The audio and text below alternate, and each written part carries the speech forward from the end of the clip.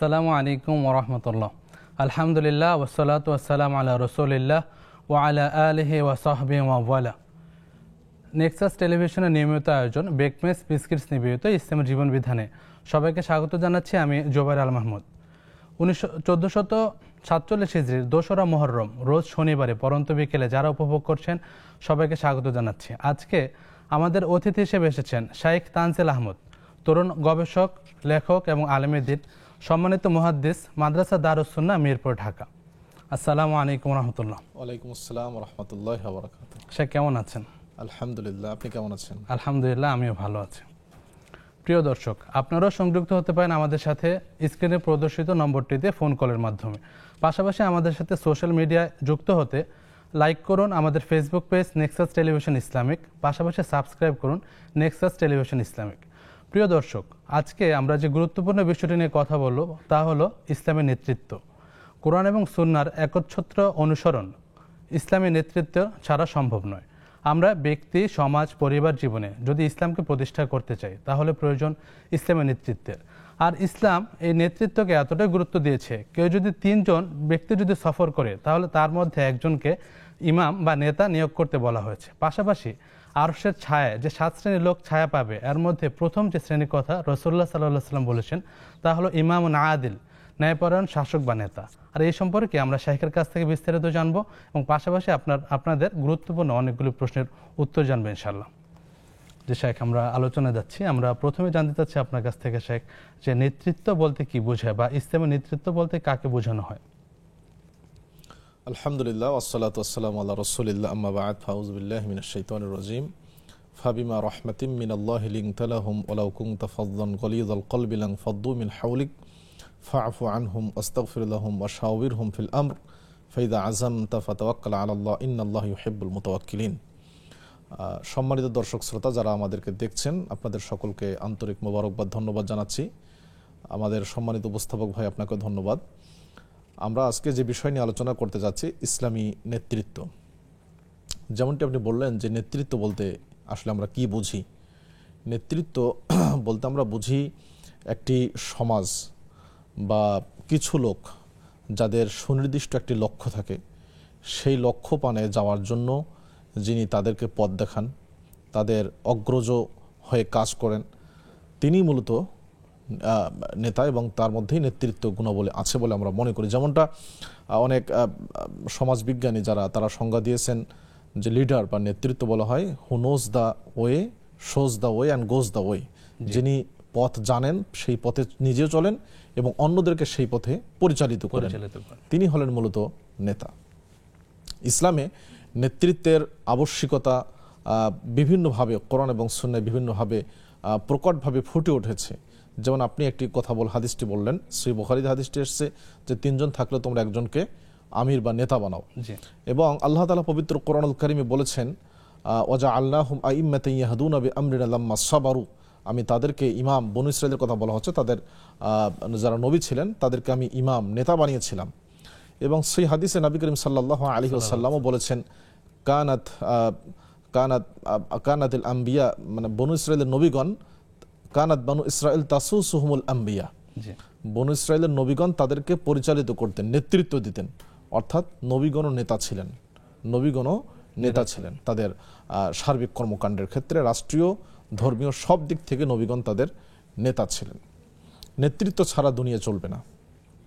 এমনকি ইসলামী নেতৃত্ব যদি না থাকে, কুফরি নেতৃত্ব যদি থাকে, তারপর নেতৃত্ব লাগবে। নেতৃত্ব এমন একটি মারাত্মক বিষয়। এই জন্য ইমাম ইবনে তাইমিয়া রাহিমাহুল্লাহ তিনি বলেছেন যে কোনো দেশে নেতৃত্ব না থাকার চেয়ে কাফের নেতা থাকাও ভালো, উত্তম। কারণ যদি নেতা না থাকে তাহলে যদি একটা সমাজ আমরা চিন্তা করি, সমাজ শেষ হয়ে যাবে, বিশৃঙ্খলা দেখা দিবে, রাষ্ট্র এটা আরও মারাত্মক বিশৃঙ্খলায় চলে যাবে। নেতা লাগবেই।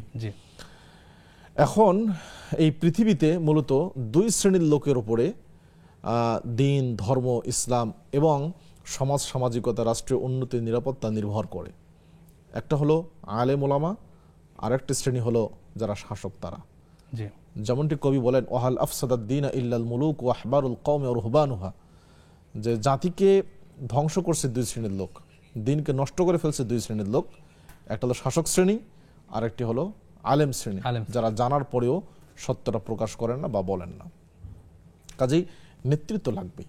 আজকে যে নেতৃত্বের সংকট মুসলিম বিশ্বে, আমরা যদি বৃহত্তর পরিসরে চিন্তা করি তাহলেও দেখব যে বিশ্ব মুসলিমদের নেতৃত্বের একটা মহাসংকটে আমরা ভুগছি। ঠিক তেমনি আমরা যদি আমাদের ছোট্ট পরিসরে আমাদের দেশীয় প্রেক্ষাপটে চিন্তা করি, আমাদের দেশীয় প্রেক্ষাপটে দেশের যে সমস্ত ইসলামী দলগুলো আছে তাদের নেতৃত্ব যদি আমরা চিন্তা করি তাহলে সেখানে একটা মারাত্মক সংকট বিরাজ করছে। আজকে বিভিন্ন ইসলামী দলগুলো ঐক্যের কথা বলছে বাংলাদেশের প্রেক্ষাপটে, এটা খুবই ভালো, খুবই পজিটিভ দিক।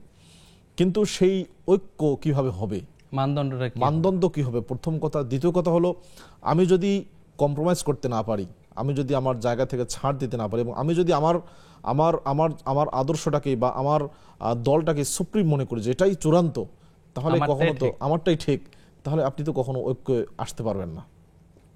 এক্ষেত্রে যারা নেতৃবৃন্দ আছেন, যদি তাদের মধ্যে আসলে সদিচ্ছা থাকে ঐক্যের, যদি সেটা শুধুমাত্র মুখের বুলি না হয়, যদি আসলে সদিচ্ছা থাকে, তাহলে অবশ্যই আপনাদেরকে নেতৃত্ব পর্যায়ে আপনাদেরকে একসাথে বসতে হবে বারবার, তাহলেই নেতৃত্বের ঐক্য গড়ে উঠতে পারবে। এছাড়া আমি আমি আমি একটা সম্মেলন করলাম, সেখানে আমি ডাক দিলাম ঐক্যের, আপনি একটি সম্মেলন করলেন, সেখানে আপনি আপনার ডাক দিলেন ঐক্যের, বিচ্ছিন্নভাবে আপনি বললেন আমার নেতৃত্বে, আমি বললাম আমার নেতৃত্বে, এভাবে তো কখনো ঐক্য হবে না। এবং এই কারণে আমরা দেখছি যে স্বাধীনতা পরবর্তী সময়ে বাংলাদেশে বিভিন্ন সময়ে ইসলামী নেতৃত্বের বা ইসলামী ঐক্য জোট, ইসলামী ঐক্য ইত্যাদি হওয়ার বিভিন্ন প্রেক্ষাপট তৈরি হয়েছিল, কিন্তু সামান্য ঠুনকো চিন্তার কারণেই আমাদের সেই ঐক্যগুলো ভেস্তে গেছে এবং হয়নি।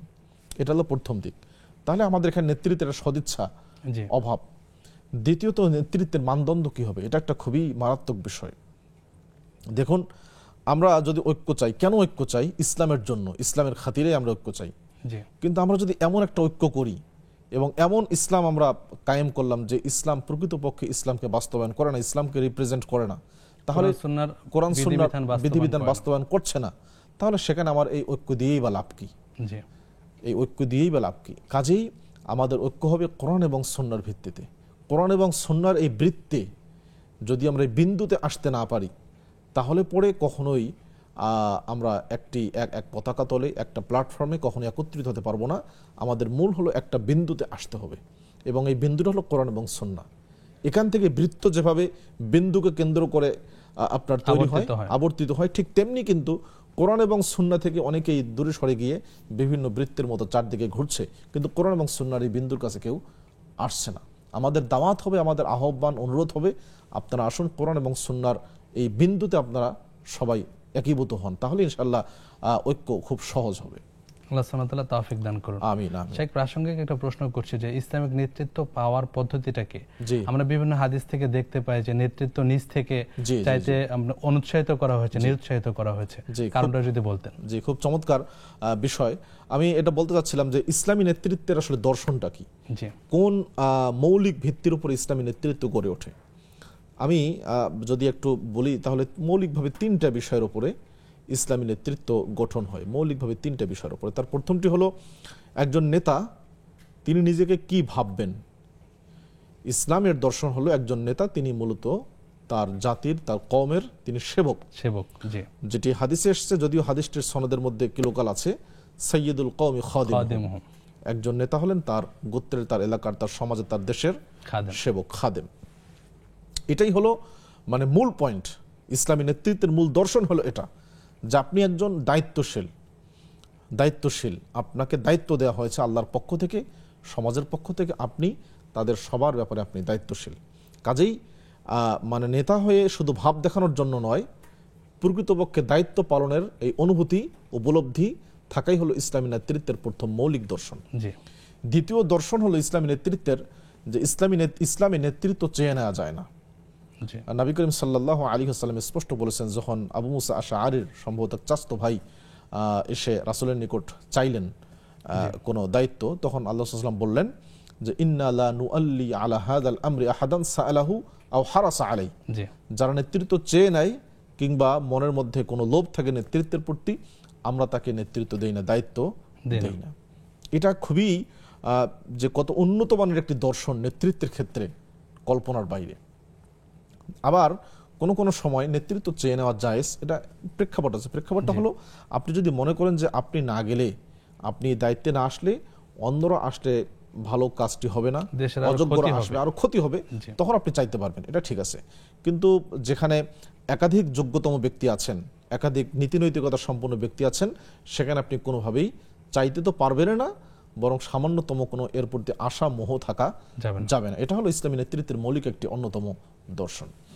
ইসলামী নেতৃত্বের তৃতীয় দর্শন হলো যে জবাবদিহিতা। জি। এটা হলো ইসলামী নেতৃত্বের মৌলিক একটা অন্যতম দর্শন। স্বৈরতন্ত্র, স্বৈর ব্যবস্থা, এটা ইসলাম কখনোই সাপোর্ট করে না। যত বড় পাওয়ারফুল নেতাই হন না কেন, তিনি জনগণের আল্লাহর নিকট তো জবাবদিহি করতেই হবে, পাশাপাশি জনসাধারণ তাকে যে কোনো সময় যে কোনো বিষয়ে প্রশ্ন করতে পারবেন এবং তিনি সেই প্রশ্নের জবাব দিতে বাধ্য থাকবেন। জি। আমরা যদি দেখি আবু বকর সিদ্দিক রাদিয়াল্লাহু তাআলা আনহু, তিনি যখন খেলাফত পেলেন, খেলাফত পেয়ে তিনি একটি জাতীয় ভাষণ দিলেন মানুষের উদ্দেশ্যে। সেখানে তিনি কি বললেন, কি চমৎকার কথা তিনি বললেন। তিনি বললেন, আইয়ুহান নাস ইন্নী কদ উল্লিতু আলাইকুম ওয়ালাস্তু বিখাইরিকুম, জি। আমাকে তোমাদের দায়িত্বশীল বানানো হয়েছে, অথচ আমি তোমাদের মধ্যে সর্বশ্রেষ্ঠ নই, অথচ তিনি সর্বশ্রেষ্ঠ। জি। আবু বকর সিদ্দিক উম্মতের সর্বশ্রেষ্ঠ মানুষ। কত না বিনয়, কত না সুন্দর কথা। যে কতই না বিনয়। আমরা কি করি? আমরা কিন্তু উল্টোটা করি। আমরা আমাদের নির্বাচনী পোস্টারগুলোতে দেখা যায়, হ্যাঁ, যে অমুকের চরিত্র ফুলের মতো পবিত্র, ইত্যাদি ইত্যাদি কত কিছু। এটা ইসলামের সাথে পুরোটাই সাংঘর্ষিক। জি। আবু বকর সিদ্দিকের মতো ব্যক্তি, তিনি বললেন আমি তোমাদের মধ্যে শ্রেষ্ঠ নই, অথচ তিনি সর্বশ্রেষ্ঠ, যাকে জান্নাতের সব দরজা দিয়ে আহ্বান করা হবে। এরপর তিনি বললেন যে ফাইন আহসানতু ফাআইনুনি, আমি যদি ভালো কাজ করি, সঠিক কাজ করি, তাহলে তোমরা আমাকে সহযোগিতা করবে। ওয়াইন আসাতু ফাকাউবিমুনি, আর যদি ভুল কাজ করি তাহলে তোমরা আমাকে সংশোধন করে দেবে। আপনি চিন্তা করতে পারেন, আমি মানে অবাক হয়ে যাচ্ছি যে বিশ্ব নেতৃত্ব দেওয়ার মতো যে ভাষণ আবু বকর সিদ্দিক রাদিয়াল্লাহু তাআলা আনহুর মুখ থেকে কি চমৎকারভাবে এটা উচ্চারিত হয়েছে। এরপর তিনি আরো অনেকগুলো কথা সেখানে আসছে। সেখানে তিনি এও বলছেন যে আতিউনি মা আতাআতুল্লাহ ওয়া রাসূলা, আমি যতক্ষণ পর্যন্ত আল্লাহ এবং রাসূলের আনুগত্য করব, ততক্ষণ তোমরা আমার আনুগত্য করবে, আর যদি আল্লাহ এবং রাসূলের আনুগত্য না করি, তাহলে তোমরা আমার আনুগত্য করবে না। কি দারুণ কথা, নিঃসন্দেহে। তাহলে জবাবদিহিতা। আমরা যদি দেখি যে খোলাফায়ে রাশেদার জীবনীতেও অনেক সাধারণ মানুষ, একেবারে নিতান্ত সাধারণ মানুষ, জনসম্মুখে হযরত ওমর ফারুক রাদিয়াল্লাহু তাআলার মতো একজন প্রভাবশালী খলিফা মুসলিম উম্মার, তাকে আমিরুল মুমিনিন, তাকে সরাসরি জিজ্ঞেস করছেন যে আপনি এটা কেন করলেন, এটা কেন করলেন, বিশেষ করে পোশাকের ব্যাপারে, যেটা সবাই আমরা জানি। এবং তিনি বিনয়ের সাথে জবাব দিয়েছেন, ব্যাখ্যা দিয়েছেন, কোন ধরনের অ্যাকশনে তিনি যান নাই, রিঅ্যাকশনে তিনি দেখান। আমরা আরো শুনবো ইনশাআল্লাহ একটা বিরতির পর।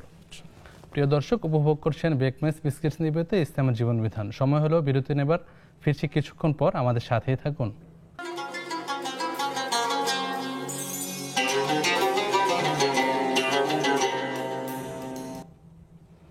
আসসালামু আলাইকুম রহমতুল্লাহ। প্রিয় দর্শক, আপনাদের সবাইকে স্বাগত জানাচ্ছি বিরতির পর বেকমেস বিস্কিটস নিবেদিত ইসলাম জীবন বিধান অনুষ্ঠানটি সরাসরি সম্প্রচারিত হচ্ছে। প্রিয় দর্শক, আপনারা সংযুক্ত হতে পারেন আমাদের সাথে স্ক্রিনে প্রদর্শিত নম্বরটিতে প্রশ্ন করার মাধ্যমে। আর প্রশ্নের উত্তর দেওয়ার জন্য আমাদের সাথে আছেন শেখ তানজিল আহমদ। শেখ, আমরা আলোচনা করছিলাম ইসলামী নেতৃত্ব নিয়ে। আপনি যদি আমাদেরকে একটু ইসলামী নেতৃত্বের গুণাবলী বা বৈশিষ্ট্য সম্পর্কে জানাতেন। জি, ইসলামী নেতৃত্বের যে গুণাবলী বা বৈশিষ্ট্য, আমরা যদি, অনেক বৈশিষ্ট্য আছে, আমরা খুব সংক্ষিপ্ত করে কয়েকটি বৈশিষ্ট্য, মৌলিক বৈশিষ্ট্য জানার চেষ্টা করি ইনশাআল্লাহ। ইসলামী নেতৃত্বের মৌলিক এবং প্রধানতম বৈশিষ্ট্য হলো বিশুদ্ধ আকীদা, বিশুদ্ধ বিশ্বাসের অধিকারী হওয়া। জি, এটা হলো ইসলামী নেতৃত্বের মৌলিক প্রধানতম বৈশিষ্ট্য। যদি কারো বস্তুগত অনেক যোগ্যতা থাকে, নেতৃত্বের সমূহ গুণাবলী তার মধ্যে উপস্থিত, কিন্তু বিশুদ্ধ আকীদার, বিশুদ্ধ বিশ্বাসের তিনি অধিকারী না হন, বিশুদ্ধ ঈমানের তিনি অধিকারী না হন, তাহলে তিনি কখনোই মুসলিমদের নেতা হতে পারবেন, সফল নেতা হতে পারবেন না। এবং তার মাধ্যমে মূলত জাগতিক উপকার হলেও ধর্মীয় উপকার খুব কম হবেই, এবং যদি হয়ও সেটা ভেজাল মিশ্রিত হবে আর কি। এই জন্য বিশুদ্ধ ঈমানের অধিকারী হয়, এটা ইসলামী নেতৃত্বের প্রথম এবং প্রধানতম বৈশিষ্ট্য। এরপর যদি আমরা দেখি, ইসলামী নেতৃত্বের অন্যতম বৈশিষ্ট্য হলো জনকল্যাণমূলক কাজ করা।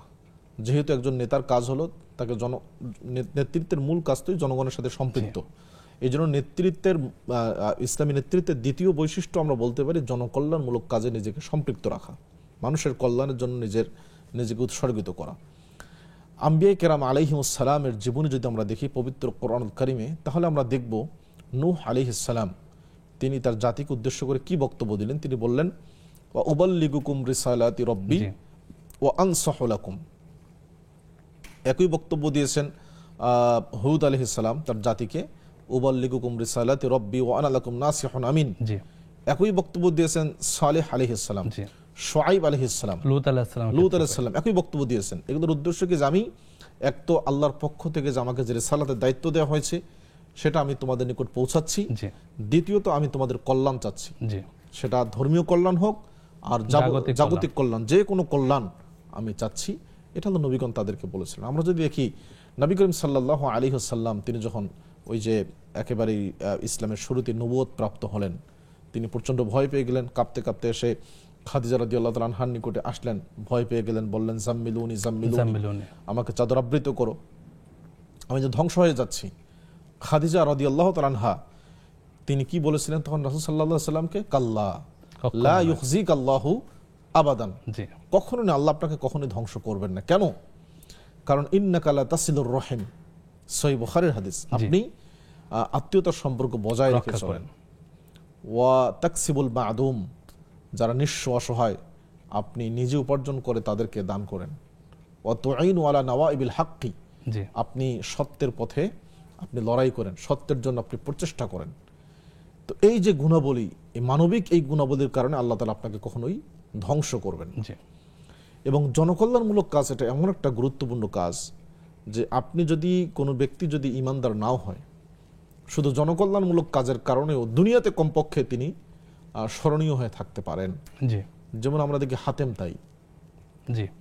তাই দানশীলতার ক্ষেত্রে তিনি উপমা, উদাহরণ, তৈ গোত্রের নেতা ছিলেন তিনি। হয়তো কিয়ামতের দিন তার ঈমান না থাকার কারণে, মুসলিম না হওয়ার কারণে তিনি উপকৃত হবেন না, যেটা নবী সাল্লাল্লাহু আলাইহি ওয়াসাল্লাম তার ছেলে আদিকে বলেছিলেন। কিন্তু দুনিয়াতে এখন পর্যন্ত মানুষ এক নামে তাকে চেনে, স্মরণীয়, কারণ তিনি জনকল্যাণমূলক কাজে নিজেকে নিয়োজিত করেছিলেন। এবং একই কথা আবু বকর সিদ্দিক রাদিয়াল্লাহু তাআলা আনহু, তিনি যখন মক্কা থেকে বের হয়ে যাচ্ছিলেন, তখন ইবনু দুগিন্না তিনি আবু বকর সিদ্দিককে বলেছিলেন এই যে গুণাবলীগুলো, যে আপনি আত্মীয়তার সম্পর্ক বজায় রাখেন, আপনি মানুষকে সহযোগিতা করেন, ইন্না মিসলাকা লা ইয়াখরুজ ওয়ালা ইউখরাজ, আপনার মতো ব্যক্তি মক্কা থেকে বের হতে পারে না, বের হওয়া উচিত নয়, এটা মক্কার সম্মান হানি হবে আপনি যদি বের হয়ে যান। তাহলে জনকল্যাণমূলক কাজে নিজেকে সম্পৃক্ত রাখা এটা একজন নেতার অন্যতম বৈশিষ্ট্য। যারা রাষ্ট্রীয় দায়িত্বশীল তাদেরকে তো অবশ্যই তাদের মূল কাজ তো সেটাই, জনকল্যাণমূলক কাজ করা। এমনকি ইসলামী সংগঠন, ইসলামী সংস্থা, এনাদের মানে এই সকল বিষয়ের যারা নেতৃত্ব পর্যায়ে আছেন তাদেরও উচিত জনকল্যাণমূলক কাজে নিজেকে সম্পৃক্ত রাখা। এটা অবশ্যই একটা গুরুত্বপূর্ণ বিষয়। এরপর যদি আমরা দেখি ইসলামী নেতৃত্বের আরেকটা মৌলিক অন্যতম বৈশিষ্ট্য হলো যে তিনি পরবর্তী জেনারেশন গঠন করবেন, ইসলামী ব্যক্তিত্ব তৈরি করবেন। এটা হলো ইসলামী নেতৃত্বের অন্যতম একটা বৈশিষ্ট্য। নবী করিম সাল্লাল্লাহু আলাইহি ওয়াসাল্লাম এই কাজটাই তো করছেন। তিনি মক্কায় অল্প কিছু লোককে ইমানের স্বাদ দিতে পেরেছিলেন, কিন্তু যে কয়েকজন লোককে তিনি গঠন করেছিলেন, এই কয়েকজন লোক পরবর্তীতে গোটা বিশ্ব নেতৃত্ব দিয়েছে, মুসলিম উম্মাহর নেতৃত্ব দিয়েছে। এই কয়েকজন লোক, আবু বকর সিদ্দিক, ওমর, উসমান, আলী, এই তারাই তো রাদিয়াল্লাহু আনহুম, তারাই তো গোটা মুসলিম উম্মাহর নেতৃত্ব দিয়েছেন। কাজে ইসলামী নেতৃত্বের অন্যতম বৈশিষ্ট্য যে তিনি শুধু তার চিন্তা করবেন না যে আমি মৃত্যু পর্যন্ত এই চেয়ার আঁকড়ে ধরবো, এই চিন্তা তিনি করবেন না, বরং তিনি সর্বদাই চিন্তা করবেন যে আমার পরে ইসলামের নেতৃত্বে বা আমার এই জিনিসের নেতৃত্ব কে দিবেন, এরকম যোগ্যতম লোককে তৈরি করা। আল্লাহ তাআলা পবিত্র কোরআনুল কারীমে বলছেন, লাকাদ মান্নাল্লাহু আলাল মুমিনিন ইয বা'আসা ফীহিম রাসূলাম মিন আনফুসিহিম ইয়াতলু আলাইহিম আয়াতি ওয়া ইউযাক্কিহিম ওয়া ইউআল্লিমুহুমুল কিতাবা ওয়াল হিকমা ওয়া ইন কানু মিন ক্বাবলু লাফি দালালিম মুবিন। শেখ, আরো শুনবো, আমরা দুজন দর্শককে সংযুক্ত করছি ইনশাআল্লাহ। আসসালামু আলাইকুম। আসসালামু আলাইকুম, আমাকে শুনতে পাচ্ছেন? আসসালামু আলাইকুম। দুঃখিত, সংযুক্ত বিচ্ছিন্ন হয়েছে। আমাদের সাথে আরেকজন দর্শক আছেন। আসসালামু আলাইকুম। ওয়ালাইকুম আসসালাম ওয়া রাহমাতুল্লাহি ওয়া বারাকাতুহু। আমি মৃত্তিকামণি বলছিলাম বাড়িধারা থেকে। জি বোন বলুন। শাহেখ, আমার কোয়েশ্চেন হচ্ছে, আজকে সকালে আমি ঘুম থেকে উঠে দেখি 4:55 বেজে গিয়েছে। জি তো আমি কি করেছি, ওয়াশরুম থেকে এসে আমি আগে ফজরের 2 রাকাত ফরজটা আগে পড়ে ফেলেছি। জি পরে তারপর গুগলে সার্চ দিয়ে দেখি যে আজকে সানরাইজ হচ্ছে 5:13 থেকে 5:15 এর মধ্যে। জি। ওটা দেখে তারপরে আমি ফজরের 2 রাকাত সুন্নাত আদায় করেছি, তখন 5:12 বাজে। আচ্ছা তো এই যে নামাজি উল্টাপাল্টা হয়ে গিয়েছে, আমার নামাজটা কি হয়েছে? জি বোন, ইনশাল্লাহ শেখের কাছ থেকে জানবো ইনশাল্লাহ। অসংখ্য ধন্যবাদ আপনাকে। যে শেখ, আমরা আলোচনা করছিলাম, শেখ আমরা যদি একটু কোরআন কারিমে দেখে যাই, ওইখানে ইসলামী রাষ্ট্রের বা শাসকদের প্রধান যে কাজগুলি দেয়া আছে কি কি ছিল যদি জানাতেন। সূরা হজ্জে এসেছে। জি জি, সূরা হজ্জে আল্লাহ তাআলা বলছেন, আল্লাযীনা ইম্মাক্কান্নাহুম ফিল আরদি আকামুস সালাতা ওয়া আতাউয যাকাতা ওয়া আমারু বিল মা'রুফ ওয়া নাহাউ আনিল মুনকার। আমি যাদেরকে নেতৃত্ব দেই, ক্ষমতার আসনে অধিষ্ঠিত করি, তাদের মৌলিক কাজ হলো 4টি। জি কোরআন বলছে। প্রথম হলো যে তারা সালাত প্রতিষ্ঠা করবে জি জাতীয়ভাবেই, এবং এই কাজটি একটা জাতীয় কর্মসূচি। সবাইকে, মুসলিম যারা, প্রাপ্তবয়স্ক যারা, তাদের সকলকে সালাত পড়তে হবে, রাষ্ট্রীয় আদেশ। জি এর ব্যত্যয় ঘটানো যাবে না। এটা একজন শাসকের প্রধানতম দায়িত্ব। জি, কিন্তু দুর্ভাগ্যজনকভাবে হলো সত্য, এটা যে একটা দায়িত্ব, এটা আমরা কেউ জানিও, অনেকে জানি না অথবা মনেই করি না। জি, তিনি মুসলিম শাসক। আমরা সবাই তো আসলে নিজেকে মুসলিম হিসেবে দাবি করি, যদিও আল্লাহ আলাম কতজন পাঁচ ওয়াক্ত সালাতের প্রতি মনোযোগী। হ্যাঁ, অর্থাৎ আমরা নিজেরাও পড়ছি না, এবং এটাকে যে প্রতিষ্ঠা করতে হবে সমাজে, এ নিয়ে আমাদের কোনো ধরনের মাথা ব্যথা।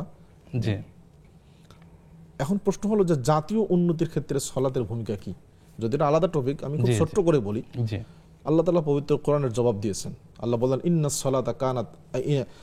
ইন্নাস সালাতা তানহা আনিল ফাহশাই ওয়াল মুনকার।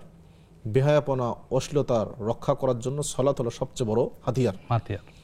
আমাদের সমাজে আজকে যে আমরা বেহায়াপনার জন্য, অশ্লীলতার জন্য যে বিভিন্ন প্রশাসনিক পদক্ষেপ গ্রহণ করা হচ্ছে, বিভিন্ন ক্যাম্পেইন করা হচ্ছে, এত টাকা পয়সা আপনারা খরচ করছেন, এগুলো বাদ দিয়ে আপনি সালাত কায়েম করেন, দেখেন আপনারা যা করছেন তার চেয়ে বেশি ফল পাবেন নিঃসন্দেহে। কাজেই এই দৃষ্টিকোণ থেকে সালাত জাতীয় উন্নতির ক্ষেত্রে অন্যতম সহায়ক হিসেবে কাজ করবে। দ্বিতীয়, ওয়া আতাউয যাকাত। মুসলিম শাসকের দ্বিতীয় দায়িত্ব, যাকাতের ব্যবস্থা করবেন তারা রাষ্ট্রীয়ভাবে। আমাদের দেশে শুধুমাত্র একটা যাকাত বোর্ড আছে, কিন্তু সেটা আসলে নাম কাওয়াস্তে কার্যক্রম নেই। দুর্ভাগ্যজনক। আমি বেশ কিছু আগেই একটা জরিপ পড়েছিলাম যে বাংলাদেশে, বেশ কয়েক বছর আগে, বাংলাদেশে যদি প্রকৃতভাবেই যাকাত আদায় করা হয়, তাহলে প্রায় 15,000 কোটি টাকা যাকাত প্রতি বছর আদায় হবে। শুধু সম্পদের যাকাত, আপনার মানে যে ফসল, এটা বাদ দিয়ে শুধু আপনার যে টাকা পয়সা, স্বর্ণরূপা, সেটার যাকাত হবে 15,000 কোটি টাকা। এবং এটা যাকাতের তো নির্দিষ্ট খাত আছে। আপনি রাষ্ট্রের সব কাজে যাকাত ব্যবহার করতে পারবেন, রাস্তাঘাটের জন্য যাকাত ব্যবহার করতে পারবেন না। এটা গরিব মিসকিনের নির্দিষ্ট খাতে ব্যয় করতে হবে। এবং এই যাকাত যদি নিয়মিত আদায় করা হয়, আর গরিবদেরকে যদি ঠিকমতো দেওয়া হয়, পুনর্বাসন করা হয়, আমাদের যারা রুটলেস, রাস্তাঘাটে ঢাকা শহরের মতো জায়গায় মানে পড়ে আছে এই ঝড় বৃষ্টির দিনে, এটা আগামী 5 থেকে 7 বছরের মধ্যে বাংলাদেশের কোনো ব্যক্তি ঘর বাড়ি ছাড়া থাকবে না। সবার ঘর বাড়ি হবে, সুন্দর মতো তারা জীবনযাপন করতে পারবে। আমরা সমাজে যেটা দেখতে পাই, দুটা প্রান্তিক শ্রেণী, যারা ধনী, অনেক ধনী, আর যারা নিঃস্ব, একেবারে নিঃস্ব। এই মধ্যকার যে ব্যবধান, এটা নিঃসন্দেহে বিমোচিত হবে এই যাকাতের মাধ্যমে। এটা মুসলিম শাসকদের দ্বিতীয় দায়িত্ব। তৃতীয় দায়িত্ব, আমারু বিল মা'রুফ। যে কোনো সৎ কাজ, রাষ্ট্রের কল্যাণে হোক, ধর্মীয় কল্যাণে হোক, যে কোনো সৎ কাজের তারা ব্যবস্থা করবেন, সৎ কাজের আদেশ তারা করবেন, সমাজে প্রচলন করবেন। 4 নম্বর, নাহাউ আনিল মুনকার। যে কোনো অসৎ কাজ, সেটা রাষ্ট্রের ক্ষতি হোক, ধর্মীয় ক্ষতি হোক, ব্যক্তি, সমাজ, পরিবারের যার ক্ষতি হোক না কেন, তারা এই সকল সমস্ত অন্যায়ের বিরুদ্ধে ব্যবস্থা গ্রহণ করবেন। এটা হলো রাষ্ট্রের দায়িত্ব। কিন্তু আমাদের প্রশাসনিক দায়িত্বটা কি? সমাজ অপরাধ হচ্ছে, পুলিশ সেখানে যাবে না, আপনি কেস করবেন, তারপর পুলিশ সেখানে যাবে। এটা কিন্তু ইসলামী প্রশাসনের রূপরেখা এরকমটা নয়। ইসলামী প্রশাসনে কেস করা লাগবে না, প্রশাসন নিজের থেকে সেখানে যাবে, গিয়ে সেই অন্যায় অপরাধ বন্ধ করবে। এটা ইসলামী প্রশাসনের নিয়ম আর কি। কিন্তু আমাদের যাই হোক, তো মৌলিক হলো 4টা কাজ: সালাত কায়েম করা, যাকাতের ব্যবস্থা করা, ভালো কাজের আদেশ এবং অসৎ কাজের নিষেধ, এর ব্যবস্থাপনা করা। তাহলে জাগতিক উন্নতিও হবে, ধর্মীয় বৈষয়িক আপনার পরকালীন সামগ্রিক উন্নতি সামগ্রিক পাওয়া যাবে উন্নতি একটি জাতির হবে যদি মুসলিম শাসক এই 4টা দায়িত্ব মৌলিকভাবে পালন করে থাকে। জাযাকাল্লাহ খাইরান। শেখ, আমরা আরেকটা বিষয় আলোকপাত করতে চাই। আপনি সুন্দর আলোচনা করছিলেন যে জবাবদিহিতা সম্পর্কে। জি। আমাদের দুনিয়াবি একটা জবাবদিহিতা তো আছেই, পাশাপাশি আখিরাতে আল্লাহর নিকট জবাবদিহিতার ব্যাপারটা কোরআন সুন্নাহয় কিভাবে এসেছে বা তাদের কতটুকু মনোযোগী বা সিরিয়াস হওয়া উচিত এই বিষয়টা নিয়ে? জি, খুব সুন্দর প্রশ্ন। যেমনটি আপনি বলছিলেন শুরুতেই যে কিয়ামতের দিন 7 শ্রেণীর ব্যক্তিকে আরশের ছায়া দেওয়া হবে, তার মধ্যে প্রথম হলো ইমামুন আদিলুন, ন্যায়পরায়ণ শাসক। জি। পবিত্র কোরআনে আল্লাহ তাআলা বলছেন যে কোরআনুল কারিমে এসেছে যে তোমরা আমানতকে জি জি যথাযথ ব্যক্তির নিকটে পৌঁছে দাও। জি। আমানতকে যথাযথ ব্যক্তির নিকটে পৌঁছে দাও। শেখ, আমরা আরো শুনবো ইনশাআল্লাহ। দুজন দর্শককে সংযুক্ত করছি। আসসালামু আলাইকুম। আসসালামু আলাইকুম রাহমাতুল্লাহ। ওয়া আলাইকুম আসসালাম ওয়া রাহমাতুল্লাহি ওয়া বারাকাতুহু। আব্দুল জব্বার বলছিলাম সুজানগর পাবনা থেকে। হুজুর ভালো আছেন? জি আলহামদুলিল্লাহ ভালো আছি, আপনি কেমন আছেন? জি ইনশাআল্লাহ ভালো আছি। হুজুর যেই মাত্র যে আরশের কথা বললেন, হুজুর এখান থেকে আমি প্রশ্ন নিয়ে নিলাম। জি প্লিজ। যে আমার প্রশ্নটা হচ্ছে যে যারা আরশের ছায়ার নিচে স্থান পাবে, জি, এটাই কি জান্নাতে, এরা কি জান্নাতে যেতে পারবে না আপাতত কিছু সময়ের জন্য এখানে আরামায়েশ পাবে? এটাই আমার প্রশ্ন। আর একটা প্রশ্ন হচ্ছে তরিকা বিষয় হুজুর, তরিকা। জি জি প্লিজ। এই যে নাকশবন্দিয়া, মুজাদ্দিয়া, চিশতিয়া, চরমনাই, বিশ্ব জাকের মঞ্জিল, তারপরে ইরাশিদা। তা আমার কথা হল যে আমি কোনো জায়গায় এই পর্যন্ত বায়াত হই নাই। এই জায়গায় সব জায়গায় বায়াত না হলে কি সমস্যা হবে কিনা? আরেকটা প্রশ্ন হুজুর, আরেকটা প্রশ্ন, আরেকটা প্রশ্ন, জি আরেকটা প্রশ্ন হচ্ছে এই যে একরা মানে ইলমের দ্বীন শিক্ষা করার যে ফরজ, জি, আমরা তো জ্ঞান অর্জন করার চেষ্টা করতেছি বা এখনো করে যাচ্ছি, কিন্তু যতটা করতেছি আসলে ততটা মানতেছি না মানার কারণে আমি যে জ্ঞানটা অর্জন করতেছি এটা আমার নেকি হচ্ছে, আবার যেটাকে মানতেছি না সেটা এই ব্যাপারে আর কি বলবেন? আচ্ছা, ইনশাআল্লাহ সবগুলো বিষয় আমরা শাইখের কাছ থেকে জানবো ইনশাআল্লাহ। অসংখ্য ধন্যবাদ আপনাকে। আমাদের সাথে আরেকজন দর্শক আছেন। আসসালামু আলাইকুম। আসসালামু আলাইকুম। ওয়া আলাইকুম আসসালাম ওয়া রাহমাতুল্লাহ। জি বোন, নাম বলে প্রশ্নটি করুন। আমার নাম সুলতান, আমি কেরানীগঞ্জ থেকে বলছি। জি বোন বলুন। হুজুর, মুহররমের রোজাটা কত তারিখে রাখবো? আচ্ছা বোন, বিষয়টা আমরা জানবো ইনশাআল্লাহ শাইখের কাছ থেকে। অসংখ্য ধন্যবাদ আপনাকে। প্রিয় দর্শক, উপভোগ করছেন বেকমেন্স বিস্কিটস নিবেদিত ইসলামের জীবন বিধান। সময় হলো আরেকটা বিরতিতে যাবার। ফিরছি কিছুক্ষণ পর, আমাদের সাথেই থাকুন।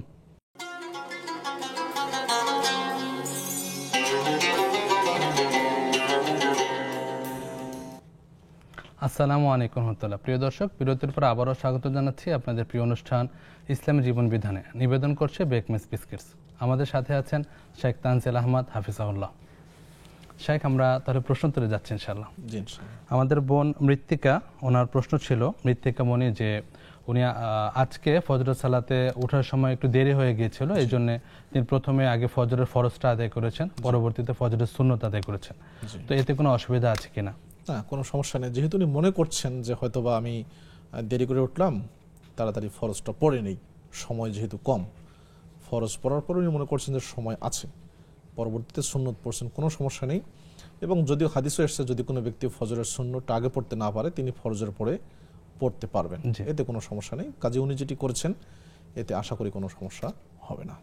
সেক্ষেত্রে প্রাসঙ্গিক একটা প্রশ্ন, যে অনেকেরই দেখা যায় যে ফজরের সালাতের সময় উঠতে দেরি হয়ে যায়, তো তখন ওনার করণীয় কি? অনেক ক্ষেত্রে আমরা নিষিদ্ধ সময়ের যে বিষয়টা আছে এই সময়টার জন্য অপেক্ষা করে থাকি, এরপরে ফরজ সালাতগুলো আদায় করে থাকি, এক্ষেত্রে কি করবেন বা হাদিসের নির্দেশনাটা কি এসেছে? যে মৌলিকভাবে তিনটি সময় সালাত পড়া নিষিদ্ধ।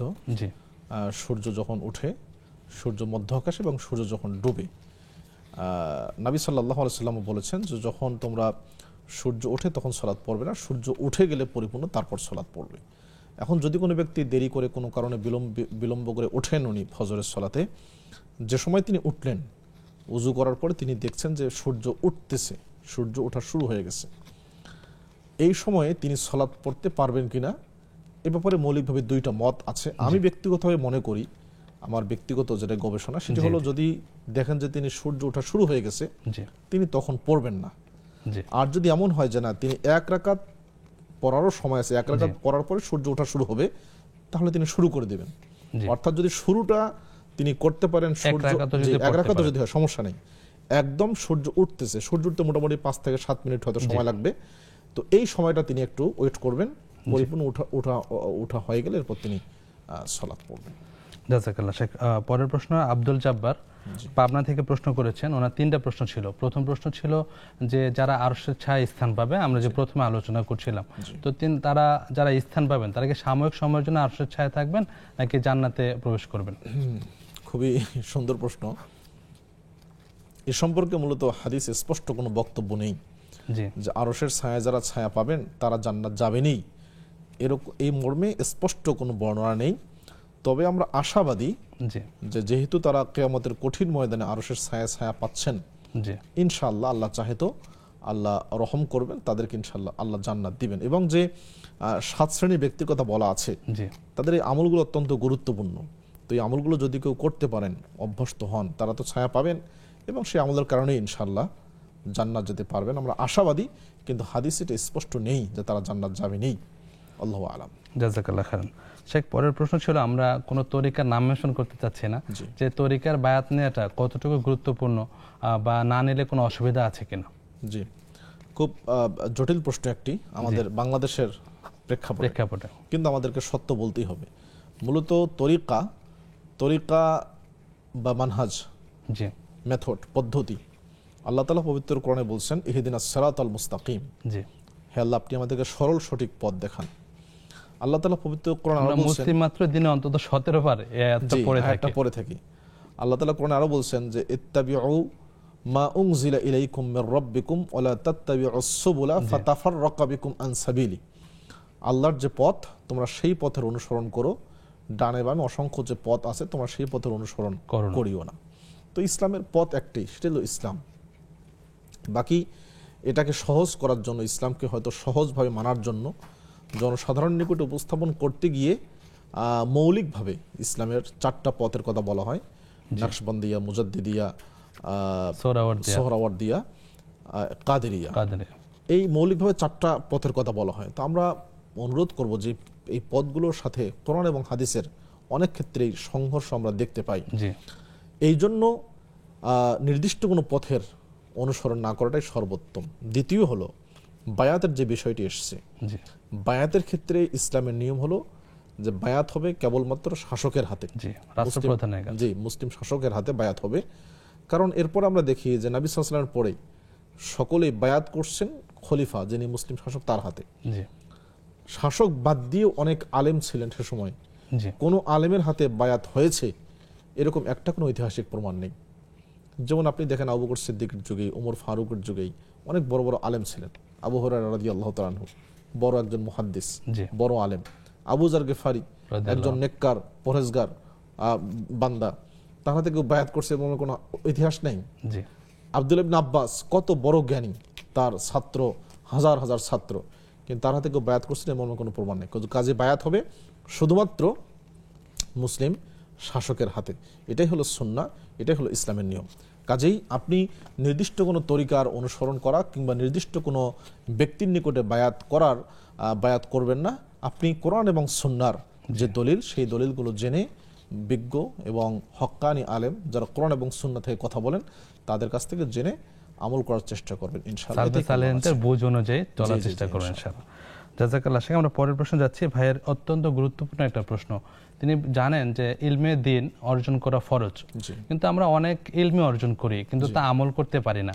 এই ক্ষেত্রে সমন্বয়টা কিরূপ হবে? বা আমার যদি ইলমে দ্বীন অর্জনের কারণে আমি যে আমল করতে পারছি না জানলাম, এই কারণে কি গুনাহগার হব? জি, খুবই সুন্দর প্রশ্ন। কিয়ামতের দিন নবী সাল্লাল্লাহু আলাইহি ওয়াসাল্লাম বলেন, তিরমিজির হাদিস, লা তাযালু কদমা ইবনে আদম হাত্তা ইউসআলা আন আরবাইন আও খামসিন। 4টা বিষয় সম্পর্কে কেমন জিজ্ঞাসা করা হবে। তার মধ্যে একটা হলো ওয়া আন ইলমিহি মাযা আমিলা বিহি, তার জ্ঞান সম্পর্কে সে জ্ঞান অনুযায়ী কতটুকু আমল করতে পেরেছে। আমলের যে বিষয়টা আল্লাহ তাআলা জিজ্ঞেস করবেন, যেগুলো ফরজ ইবাদত এর সম্পর্কে। আল্লাহ তাআলা নফল সম্পর্কে জিজ্ঞেস করবেন না। আল্লাহ তাআলা জিজ্ঞেসটা হলো ফরজ। যেমন আপনি জানেন 5 ওয়াক্ত সালাত পড়া ফরজ, আল্লাহ আপনাকে 5 ওয়াক্ত সালাত সম্পর্কে জিজ্ঞেস করবেন। আপনি এও জানেন যে তাহাজ্জুদ নামাজ পড়া ভালো কাজ, সুন্নাত কাজ, নফল, নবীদের সালেহিনদের অভ্যাস, কিন্তু আপনাকে আল্লাহ তাআলা তাহাজ্জুদ সম্পর্কে জিজ্ঞেস করবেন না, আপনাকে জিজ্ঞেস করবেন ফরজ সম্পর্কে।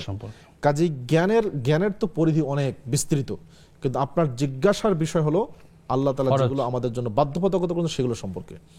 কিন্তু ফরজগুলো আমল করতে গিয়ে, কাজ করতে গিয়ে আমাদের অনেক ঘাটতি আসে। এই জন্য সুন্নত দিয়ে, নফল দিয়ে সেগুলো ঘাটতিগুলো জি। পূরণ করা হবে। এই জন্য নফল এবং সুন্নতকে খাটো করে দেখার কোনো কিছু নাই। জি। কিয়ামতের দিন সওয়াবের দিক থেকে দুইটা সমান হয়ে যাবে। জি তো জ্ঞান মূলত উচিত হলো জ্ঞান অনুযায়ী আমল করা, কিন্তু সেটা আল্লাহ তাআলার নিকট আল্লাহ জিজ্ঞেস করবেন ফরজগুলো সম্পর্কে। জি। আর এই ফরজগুলো সুচারুরূপে আল্লাহর নিকট পেশ করার জন্য আপনাকে নফলগুলো করতে হবে। আর যদি কেউ জ্ঞান অনুযায়ী আমল না করেন, অনেক জানেন, অনেক এমন মুফাসসির আছেন, জি তাফসির জানেন, বা ইহুদি খ্রিস্টানরা তারা অনেকে আছে কোরআন নিয়ে রিসার্চ করেন, গবেষণা করেন, কিন্তু তারা তো ইমানে নেই। জি। আমল তো দূরের কথা, তারা ইমান নিয়ে আসতে পারছেন না। অনেকে এরকম পণ্ডিত আছেন যারা কোরআন সম্পর্কে, হাদিস সম্পর্কে ভালো জানেন, কিন্তু তারা আমল করতে পারছেন না। তো এটা হলো যে আপনার জ্ঞান অনুযায়ী, শয়তানের অনেক জ্ঞান আছে, জি শয়তানের অনেক জ্ঞান, কিন্তু সে আমল করতে পারছে না। এই জন্য জ্ঞান অনুযায়ী আমল করা এটা আমাদের একেবারেই কর্তব্য, একেবারেই উচিত। কারণ জ্ঞানের বিচার হবে না, বিচার হবে আমলের। জি আপনি যদি অনেক কিছু নাও জানেন, এটা আপনার জন্য দোষের নয়, জি। কিন্তু আপনি আমল করতে পারছেন কিনা। পাশাপাশি সে একটা কনফিউশন দূর করা দরকার। অনেকে এই ভয়ে জ্ঞানে অর্জন করেন না, কিন্তু ওনারা যে জ্ঞান অর্জন করেন জি, জি, এই জি। কারণে উনি অবশ্যই সওয়াব পাবেন ইনশাআল্লাহ। অবশ্যই। অথচ আল্লাহ রাসূল বলছেন তলাবুল ইলমি ফারিদাতুন শেখ, আলা কুল্লি অসংখ্য মুসলিম। ধন্যবাদ শেখ। আমরা প্রশ্ন নিচ্ছি। জি। আসসালামু আলাইকুম। ওয়ালাইকুম আসসালাম। জি বোন, নাম বলে প্রশ্নটি করুন। আমার নাম মাহফুজা। জি আমার নাম মাহফুজা।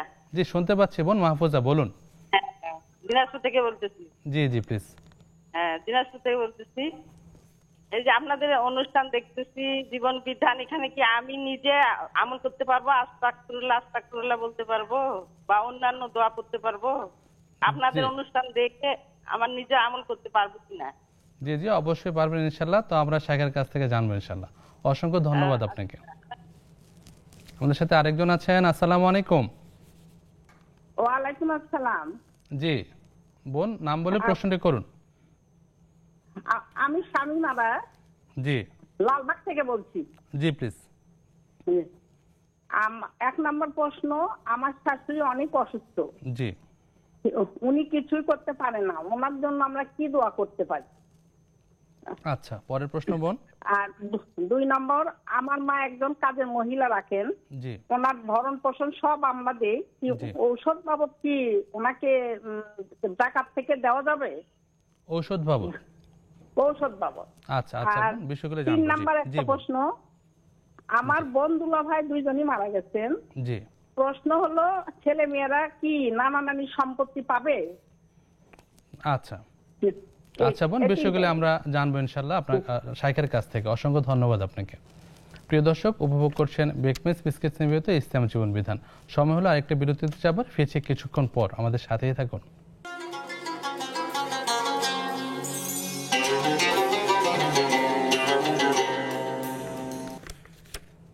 আসসালামু আলাইকুম রহমতুল্লাহ। বিরতির পর আবারও স্বাগত বেকমেস বিস্কিটসের নিয়মিত আয়োজন ইসলামী জীবন বিধানে। আমাদের সাথে আছেন শেখ তানজিল আহমদ। শেখ, আমরা প্রশ্ন উত্তরে যাচ্ছি। পরের প্রশ্ন ছিল বোন সুলতানা কেরানীগঞ্জ থেকে। ওনার প্রশ্ন ছিল যে মুহররমের সিয়ামটা কবে রাখবেন? জি, মুহররমের সিয়াম মূলত আশুরার, যেটি আশুরা মানে মুহররমের 10 তারিখ। জি নবী সাল্লাল্লাহু আলাইহি সাল্লাম তিনি 10 তারিখ সিয়াম পালন করতেন। সাহাবায়ে কেরাম আরজ করলেন, আল্লাহ রাসূল আপনি তো ইহুদিদের সাথে মিলে যাচ্ছে আমাদের এই আমলটি। তখন তিনি বললেন, লাইন বাকিতুল আমা লা আসুমান্না তাসি, জি আর যদি আমি আগামী বছর বেঁচে থাকি তাহলে আমি 9 তারিখও সিয়াম পালন করব। সেই হিসেবে 9 এবং 10 উত্তম। জি 9 এবং 10 তারিখ মুহররমের আমাদের দেশে আগামী 5 এবং 6 জুলাই, জি অর্থাৎ আগামী শনি এবং রবিবার, এই 2 দিন সিয়াম রাখতে হবে। এই 2 দিন হলো মুহররমের সিয়াম ইনশাআল্লাহ। শেখ, পাশাপাশি যদি সিয়ামের ফজিলতটা একটু আমাদের জানান। জি, খুব সুন্দর। নবী সাল্লাল্লাহু আলাইহি ওয়াসাল্লাম বলেন যে সিয়ামু ইয়াউমি আশুরা আহতাসিবু আলা আল্লাহি আন ইউকাফিরা সানাতাল মাদিয়া। জি যদি কোনো ব্যক্তি মুহররমের এই আশুরার সিয়াম রাখে, আমি আশা করছি আল্লাহ তাআলা তার অতীতের 1 বছরের গুনাহ খাতা মাফ করে দিবেন। আল্লাহু আকবার। এটা অনেক বড় ফজিলত, কাজে আমরা সকলে চেষ্টা করি এই সিয়ামটি রাখার জন্য। আল্লাহ তাআলা আমাদের তৌফিক দান করুন। আমিন। অনলাইন থেকে আমাদের বোন ফারহানা ইসলাম প্রশ্ন করেছেন যে বিপদ থেকে রক্ষা পাওয়ার কি কি আমল আছে? বিপদ থেকে রক্ষা পাওয়ার জন্য প্রথমত আল্লাহর নিকটে দোয়া করা, কায়মন বাক্যে, সালাতের মাধ্যমে, বিশেষ করে আল্লাহ তাআলা কোরআনুল কারীমে বলছেন ওয়াস্তাঈনু বিস-সাবরি ওয়াস-সালাহ। তোমরা সালাতের মাধ্যমে আল্লাহর নিকট সাহায্য প্রার্থনা করো এবং ধৈর্য ধারণের মাধ্যমে। জি কাজে ধৈর্য ধরতে হবে বিপদে, পাশাপাশি সালাতের মাধ্যমে আল্লাহর নিকট সাহায্য প্রার্থনা করতে হবে। সালাত আপনি নফল সালাতের মাধ্যমে, তাহাজ্জুদের মাধ্যমে, নফল সালাতের মাধ্যমে আল্লাহর নিকট সাহায্য চাইতে পারেন, দোয়ার মাধ্যমে জি আল্লাহর নিকট আপনি সাহায্য চাইতে পারেন। সেই সাথে বিপদগুলো কেন আসছে এই কারণগুলো একটু যদি আমরা মানে আত্মপর্যালোচনা করি, জি, তাহলে সেটা আত্মপর্যালোচনা আমরা করতে পারি যে আমার কোনো গুনাহ আছে কিনা, আমার কোনো পাপ আছে কিনা, এই কারণে বিপদে পড়ছে কিনা, আল্লাহ আমাকে পরীক্ষা করছেন কিনা। তো যদি সেরকম আমরা আত্মপর্যালোচনা করি তাহলে বেশ কিছু কারণ হয়তো পেয়ে যাব। জি তো সেই পাপ থেকে, সেই গুনাহ থেকে নিজেকে বাঁচিয়ে রাখার চেষ্টা করতে হবে সর্বোচ্চ, এবং সেই সাথে আল্লাহর নিকট বেশি করে দোয়া করতে হবে। আরেকটি আমল যে দান সাদাকা করা, জি। আর সাদাকা তো তারুদ্দুল বালা, জি তো দান সাদকা করলে বিপদ আপদ থেকে মানুষ বেঁচে থাকেন। তো ইনশাল্লাহ আপনি বেশি করে দান সাদকা করার চেষ্টা করবেন, তাহলে ইনশাল্লাহ বিপদ থেকে আল্লাহ তাআলা আপনাকে আল্লাহ তাআলা তৌফিক দান করুন। শেখ, পরের প্রশ্ন বোন আফিয়াদিল সিদ্দিকা আমাদের অনলাইনে প্রশ্ন করেছেন যে সালাতরত অবস্থায় সূরার অংশ বিশেষ অন্য সূরার সাথে মিলে গেলে কোনো অসুবিধা হবে কিনা? আচ্ছা, অর্থাৎ সূরা ফাতিহার পরে জি জি জি তিনি হয়তো একটা সূরার কিছু অংশ পড়লেন, জি, এরপর আরেকটা সূরা পড়লেন, জি না, মৌলিকভাবে এখানে কোনো সমস্যা হবে না, কোনো সমস্যা নেই। তবে মানে নবী সাল্লাল্লাহু আলাইহি ওয়াসাল্লামের সলাতের যে কেরাত পর্যালোচনা করে ইমাম ইবনুল কাইয়িম রাহিমাহুল্লাহ তিনি জাদুল মাআদে বলছেন যে সলাতে সূরার মাঝখান থেকে শুরু করাটা মাকরুহ। জি এই জন্য সলাতে সূরার শুরু থেকে শুরু করাটাই উত্তম, জি। যে কোনো সূরা শুরু থেকে শুরু করাটাই উত্তম। তবে সলাত হয়ে যাবে, কোনো সমস্যা হবে না আশা করি। তো চেষ্টা করতে হবে সূরার যেগুলো বিশেষ করে বড় সূরা আছে সেগুলোর শুরু থেকে পড়ার চেষ্টা করা। জাযাকাল্লাহ খাইরান। শেখ, দিনাজপুর থেকে বোন মাহফুজার প্রশ্ন ছিল, তিনি আমাদের অনুষ্ঠানটা উপভোগ করছেন, জি। এর মাঝে উনি আস্তাগফিরুল্লাহ বা অন্যান্য জিকির আজকার করতে জি। পারবেন কিনা? হ্যাঁ, খুবই চমৎকার, অবশ্যই করতে পারবেন, কোনো সমস্যা নেই। তিনি ধর্মীয় অনুষ্ঠান দেখতে দেখতে বা এরকম যদি কেউ হাতের কাজ করেন, রান্নাবান্না করছেন, জি এই সময় তিনি বিভিন্ন আস্তাগফিরুল্লাহ, বিভিন্ন আজকারগুলো করতে পারবেন, কোনো সমস্যা তিনি বরং এটা অনেক সবের কাজ যে তিনি একই সাথে একটা ধর্মীয় কাজ করছেন এবং সেই সাথে কাজও করছেন, মানে আপনার রান্নাবান্না বা অন্য কাজ করছেন, সেই সাথে আল্লাহর স্মরণ তার মধ্যে আছে। যেমনটি নবী সাল্লাল্লাহু আলাইহি ওয়াসাল্লাম একজন ব্যক্তিকে বলেছিলেন, যে ব্যক্তি এসে বলেছিলেন, আল্লাহ রাসূল ইন্না শারায়া আল ইসলামি কদ কাসুরাত আলাইয়া, জি ইসলামের বিধিবিধান আমার তো অনেক বেশি, বোঝা হয়ে যাচ্ছে, একটা ছোট্ট আমল দেন না। তো নবী সাল্লাল্লাহু আলাইহি ওয়াসাল্লাম বলছিলেন লা ইয়াজালু লিসানুকা রাতবাম বিযিকরিল্লাহ, আল্লাহু আকবার, তোমার জিকিরটা সর্বদাই যেন আল্লাহর জিকিরে মশগুল থাকে, মুশকিল থাকে, তোমার জিহ্বাটা যেন আল্লাহর জিকিরে মশগুল থাকে, ভিজে থাকে। যে কাজেই আপনি যেই কাজে করুন না কেন, আল্লাহর জিকির, সুবহানাল্লাহ, আলহামদুলিল্লাহ, আল্লাহু আকবার, আস্তাগফিরুল্লাহ, এটা অবশ্যই ভালো কাজ এবং আল্লাহর সাথে এদের সম্পর্ক বৃদ্ধি পায়। আপনি এই কাজটি অবশ্যই করতে পারেন, কোনো সমস্যা নেই। জাযাকাল্লাহ। শেখ, আমাদের লালবাগ থেকে বোন শামীমার বেশ কয়েকটি প্রশ্ন ছিল। মানে প্রথম প্রশ্ন ছিল ওনার শাশুড়ি অসুস্থ, জি, তো তিনি কি কি দোয়া করতে পারেন শাশুড়ির সুস্থতার জন্য বা তার ক্ষয়ের খায়ের জন্য? জি, প্রথমত নবী সাল্লাল্লাহু আলাইহি ওয়াসাল্লাম যদি কোনো অসুস্থ ব্যক্তিকে দেখতে যেতেন, সেখানে গিয়ে বলতেন লা বাসা তুহুরুন ইনশাআল্লাহ, কোনো সমস্যা নেই, আল্লাহ চাহে তো আপনি সুস্থ হয়ে যাবেন, লা বাসা তুহুরুন ইনশাআল্লাহ, এই দোয়াটি। সেই সাথে শাফাক আল্লাহু শিফাআন কামিলান আজিলান জি গায়রা আজিলিন, এই দোয়াটি আল্লাহ তাআলা আপনাকে সুস্থ করে দিন। জি এরপরে আমরা যে দোয়াটা পড়ি যে আসআলুল্লাহুল আযীম রাব্বাল আরশিল আযীম আন ইয়াশফিয়াক, আল্লাহ আপনাকে সুস্থতা দান করুন, এই দোয়াটি আপনি পড়তে পারেন 7 বার পড়া বিশেষ করে। এছাড়া যে কোরআন এবং সুন্নাহ আরো অনেকগুলো দোয়া বর্ণিত আছে, আযহিবিল বাস রব্বান নাস ওয়াশফিয়ান্তা শাফিলা শিফাইল্লা শিফাউক শিফা আল্লাহ ইগাদিরু সাকামা, এই দোয়াটি পড়তে পারেন। এরপর আপনি তার যে ব্যথাযুক্ত স্থান বা যেখানে তিনি বেশি আঘাতপ্রাপ্ত সেখানে হাত রেখে দোয়া পড়তে পারেন। অসংখ্য দোয়া আসলে বর্ণিত আছে, তো আমরা এখানে একবার বললে আপনার মুখস্থ হবে না। আমরা হিসনুল মুসলিম, এটা চমৎকার দোয়ার বই আছে, আপনি নির্ভরযোগ্য, আপনি সেই বইটি কিনে সেখানে এই দোয়াগুলো আপনারা আমল করতে পারেন। এছাড়াও কোরআনুল কারীমের মাধ্যমে রুকিয়া ঝাড়ফুঁক আপনারা করতে পারেন, আল্লাহ তাআলা তৌফিক দান করেন। জাযাকাল্লাহ খাইরান। পরের প্রশ্ন ছিল যে ওনার বাসায় যে কাজ করেন, কাজের মহিলা, উনি ওভারঅল দেখভাল করেন, কিন্তু তার ঔষধের খরচের জন্য তিনি কি যাকাতের টাকা তাকে দিতে পারবেন? খুব সুন্দর প্রশ্ন। যাকাতের টাকা মূলত ফকির এবং মিসকিন যদি তিনি হন, ওই কাজের মহিলা যদি তিনি যাকাত খাওয়ার উপযুক্ত হন, যাকাত পাওয়ার যদি উপযুক্ত হন, তিনি দরিদ্র অথবা মিসকিন, নিঃস্ব, কিছুই নেই, তাহলে আপনি আপনার যাকাত থেকে তাকে দিতে পারবেন। আর যদি তিনি সেই হকদার না হন, জাকাত খাওয়ার যোগ্যতা তার বা হকদার যদি না হন, তাহলে আপনি আপনার জাকাত থেকে তাকে দিতে পারবেন না। তখন যেহেতু আপনার বাসায় কাজ করে, মানবিক দৃষ্টিকোণ থেকেই আপনার উচিত তার ওষুধের খরচটি দেয়া। আর যদি তিনি জাকাতের হকদার হয়ে থাকেন, তাহলে আপনি জাকাত থেকে তাকে আপনি ঔষধ কেন যে কোনো জিনিস আপনি কিনে দিতে পারবেন অথবা টাকাও দিতে পারবেন, কোনো সমস্যা নেই। জাযাকাল্লাহ খাইরান শেখ। আমরা আলোচনার বিষয়ে আসছি ইসলামের নেতৃত্ব শেখ। আমরা পরিস্থিতির শিকার হোক বা ইচ্ছাকৃত অনিচ্ছাকৃত ভাবে আমরা যদি ইসলামী নেতা না পাই, ওই ক্ষেত্রে সাধারণ মানুষ কি করবে? খুবই সাধারণ মানুষের উচিত, যেমন নবী সাল্লাল্লাহু আলাইহি ওয়াসাল্লাম একটা হাদিসে বলছেন যে তোমরা একত্রিত থাকো, ফাইন্নামা ইয়াকুলু যিবু আশ-শাতাল কাসিয়া। নেকড়ে সাধারণত যে ছাগলটি পালের বাইরে থাকে সেটাকে আক্রমণ করে। জি। তো সামাজিকতা থেকে বিচ্ছিন্ন থাকা, মুসলিমদের বৃহত্তর জামাত থেকে বিচ্ছিন্ন থাকা, এটা কিন্তু শয়তান ওই ব্যক্তিকে টার্গেট করবে, ধরবে।